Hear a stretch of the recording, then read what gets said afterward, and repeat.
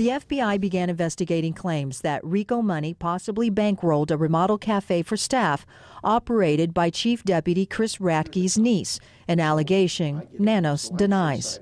Nothing was done wrong with RICO monies or appropriation of funds in terms of any criminal activity.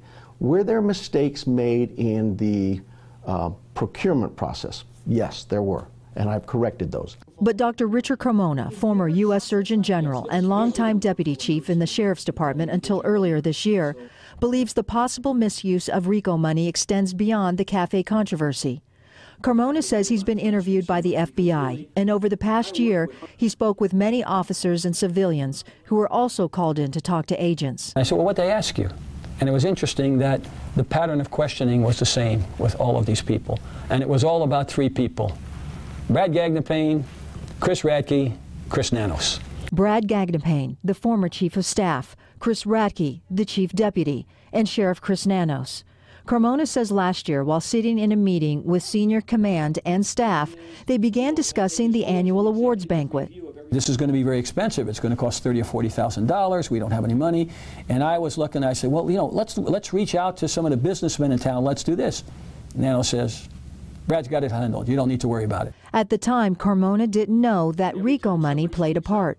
Well, the awards banquet is held by us, and we would use RICO dollars, which is appropriate. Is it? By law. An awards banquet is appropriate. Well, let me explain to you. By law, Barbara, there isn't one penny of RICO dollars we've ever spent or will spend without going through the process of the county attorney's review and saying whether or not it's lawful or not. I'll tell you right now, do I like that idea? No, not really. But you can buy an award for one of your deputy or staff using RICO dollars. That's true. RICO funds can cover the awards, but not food and entertainment. Kaga-9 ledgers dating back to 2009 and 2010, showing tens of thousands of dollars in RICO funds moved from the general fund to the Sheriff's Auxiliary Volunteers Account, or SAV. The list of purchased items include tuxedos, flowers, furniture, and entertainment equipment. Basically what this is showing is that it was common practice for the awards dinners to be paid for through the SAV funds and with the help of the RICO funds. RICO funds and individual funds were put into the SAV accounts under an account that dealt with the awards banquet. The ledger shows a RICO deposit of $35,000 in September of 2010, labeled Special Awards Fund. Several sources have told 9 on Your Side that this practice of allegedly using RICO funds in ways they shouldn't be, from at least 2009, have continued for several years after that, including this year. Nanos told Kaga-9 the FBI has interviewed a staff member from the finance department. And we started hearing from the financial officers saying that there was illegal activity with the RICO funds. You can't use them that way. Remember, FBI agents were asking questions about Chief of Staff Brad Gagnapane. 3 months ago, Gagnapane was found dead, shot outside a neighbor's house. The county medical examiner's office ruled it to be a suicide. The sheriff's report shows the neighbor called 911. Sheriff Nanos and Deputy Chris Radke showed up at the scene. Within hours, Carmona began receiving calls that and appropriate processes and procedures were not followed based on what the deputies and detectives at the scene said. I can't believe 1 minute that anybody called Carmona. I can't believe that. But maybe I'm wrong. In the sheriff's report, on the night of the suicide, the neighbor said Gagnapane had been arguing and texting his wife on his cell phone, but detectives were not allowed to interview her, a key witness. Only Nanos and Radke spoke to her, but there isn't a report from either one. One detective reports he was not allowed to look for a suicide note in Gagnapane's house, and a supervisor told a detective they would not be going to the autopsy, which sources say is normal procedure. Were the detectives allowed to go to the autopsy? I don't know why they wouldn't be. I don't know. Let me ask this. I don't know why they would go. It's a suicide. And the public, I think, rightfully needed to know that because his suicide was coincident with him finding out that he was part of the FBI investigation. The shame is this is a guy who spent 30+ years of his life serving this community. So the question is then why? Trash him. And they're going to trash him. Shame on them. Then why? Shame on them. Then why did he commit suicide? Well, I don't know his demons. Was he questioned by the FBI? Was he a primary person in the FBI investigation? No, I don't believe that at all. It's an against all odds story that had many in the community cheering in 2014. Palo Verde High Magnet School made an incredible turnaround. Once a failing school, Palo Verde skyrocketed to an A in just a few years, and Principal Eric Brock, a former Titan, led the way. Did you think that you were going to be able to do this, to turn it around? You know, I don't think that any of us could say that we could think it. We had to know it. We believed it. We believed in the kids. Word of Palo Verde's inspiring success and open enrollment led to an influx of new students.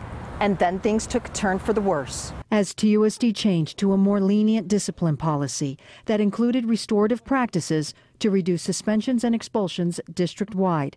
But sources say some students took advantage of it.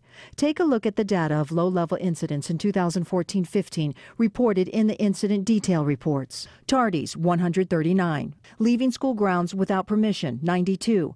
Disruption, 125. Defiance or disrespect towards authority, 235. In the 2015-16 school year, those reported incidents dropped dramatically, 2 of them to 0. But TPD says the behavior continued. In a letter to Superintendent H.T. Sanchez, former Police Chief Roberto Villaseñor wrote, "Some students welcomed a school with no consequences. A group of students became empowered and acted with complete disregard towards school staff and the school resource officer." Villaseñor wrote, "We experienced numerous assaults of fellow students." Sources say after the school bell rang, students roamed the halls with no fear of tardy violations, and sometimes that led to bloody assaults. Police reports we obtained show a handful of students walked or ran into classrooms and punched students in the face. And a few bloody fights between students erupted during class as students watched. Villaseñor wrote, "The school continued to withhold or minimize discipline, which further fueled students' negative attitudes, and in one case, the violence spilled off campus." This massive fight at a nearby McDonald's, caught on cell phone last September. Documents show 10 students in all. Sources say even an off-duty U.S. Marshal was assaulted during the fight, and the violence continued the next day inside the school. Police reports show a massive fight on the first floor between classrooms with a crowd of about 50 students. The next day, police returned. Palo Verde was put on lockdown after reports of a teenager with a gun. A search ended with no weapon found. Assistant Superintendent Abel Murado told KGA 9 then and again this week that the district was investigating what could be causing the issues. We are not going to be put in a position where our schools are unsafe. Did you know, though, it was escalating there? That behavior problems were starting to get to the point? There was a time period where it was evident that there was some escalation, and we were seeing incidents on several days, and some of those involving different parties.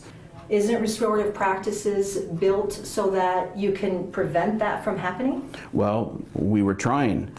We were addressing students that either we knew were involved or some of their friends may have been involved. Then came the death threats. Rumors of a hit list surfaced, names that included the TPD school resource officer.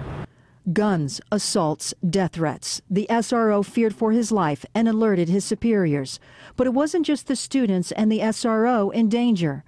Villaseñor wrote, "Students began directing their threats and disrespectful behavior towards school staff, and staff experienced numerous assaults. For example, TPD reports reveal a student delivered a powerful punch to a substitute teacher's kidney. A student running away from a classroom fight assaulted an assistant principal that left her left hand bruised and swollen. Under state law, hitting school staff is aggravated assault, but TPD reports show administrators told the SRO that staff did not wish to prosecute per TUSD policy. So while a half-dozen criminal assaults took place, according to Tucson police, the assaults on staff do not appear in the incident detail report. Sources say when the SRO addressed the alarming safety issues with the principal, Eric Brock, He said his hands were tied and the district doled out the discipline. Tucson police had enough, and TPD brass met with the district administrator, Abel Murado. Sources say TPD brass told Murado that the progressive discipline and restorative practices were not working on some students. The district needed to hold students accountable and not sweep the severe discipline issues under the rug. We were able to describe and discuss with them specifically some of the things that we were looking at, and basically comparing notes and looking at the discussion surrounding, what it is that we were trying to do regarding matters of discipline and what our approach to that was. Then came the startling revelation, sources say. The district administrator said TUSD is behind the 8 ball. Sources say Murado expressed grave concern about the district hemorrhaging students. The district is in danger of becoming insolvent and needs to keep kids in class to maintain funding. That was not the intent of that statement. The intent of that statement was to basically draw the context and look at the surrounding factors involving the issues that are current in this school district. But sources tell me the intent was clear. It was about discipline and the need to reduce suspensions and expulsions. Tucson police put the district on notice. Fix it, or the police department will pull the school resource officer from Palo Verde. I don't recall that, but that doesn't mean it wasn't said. I just don't recall that. Sources say that demand got the district's attention. Sources and documents show massive fights like this stopped, suspensions increased, and arrests declined. TUSD is currently working on a new discipline policy, a code of conduct it hoped to roll out at the start of this next school year. But we felt that we needed more time.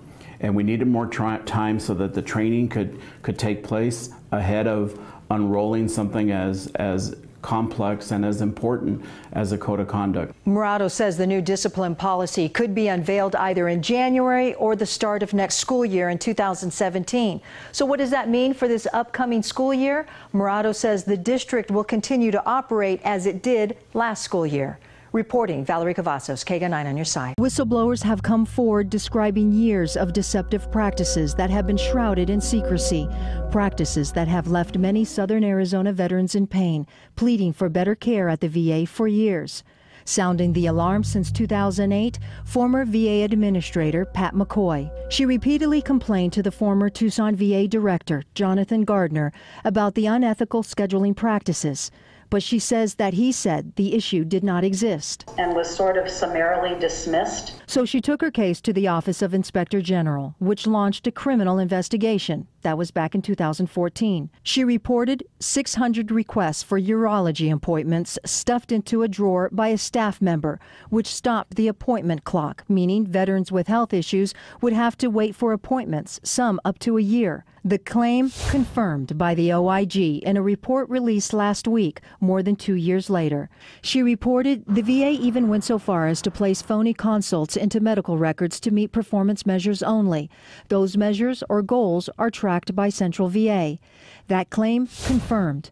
The criminal investigators also confirmed that there were consults that employees discontinued because the requirement of waiting no more than 30 days for the next appointment could not be met. The clerks were canceling the consults because someone above them told them they needed to meet a performance measure. And the investigation confirmed 400 orthopedic appointment requests were on individual pieces of paper in an employee's desk instead of on the electronic wait list, and then were later destroyed.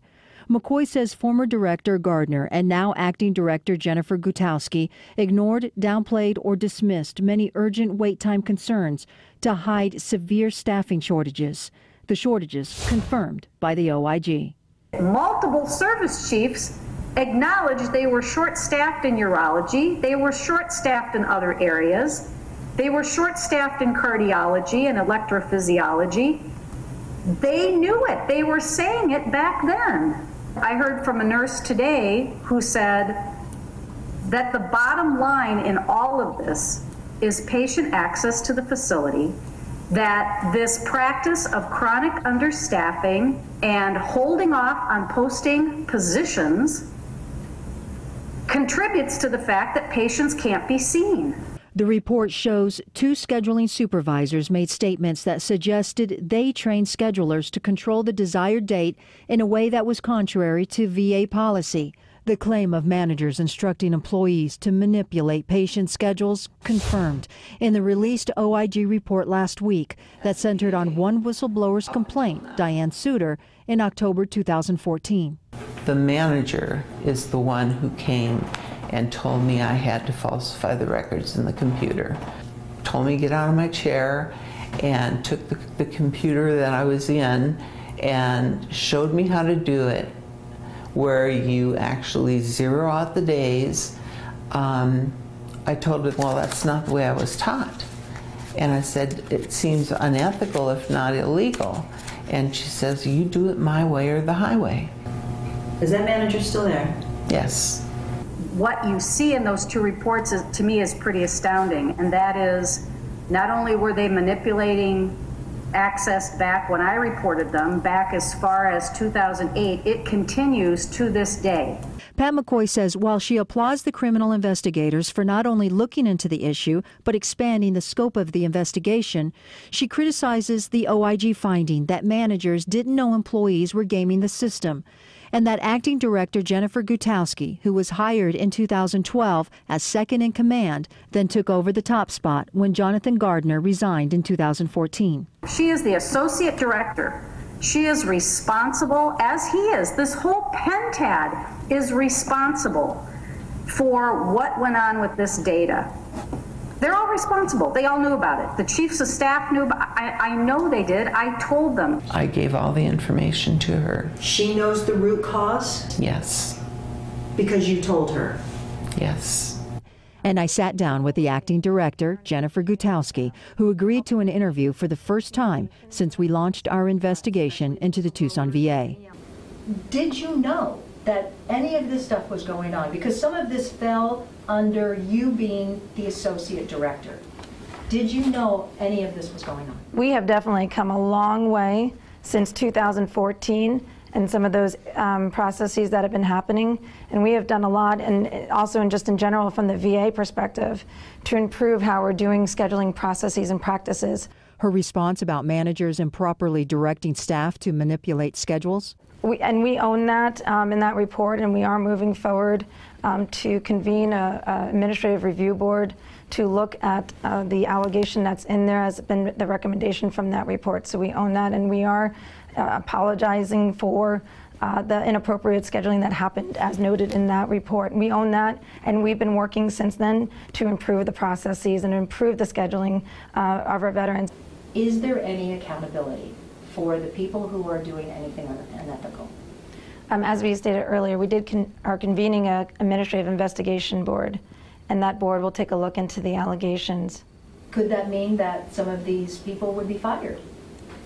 I think that's a little premature to say. I think the board will review the allegations and then go from there. Although Gutowski says she's optimistic about staff's efforts to help wipe out unethical actions, McCoy isn't. What do you want the VA to do right now? Well, that's a huge question. I'd like the VA to hold people accountable, and they don't.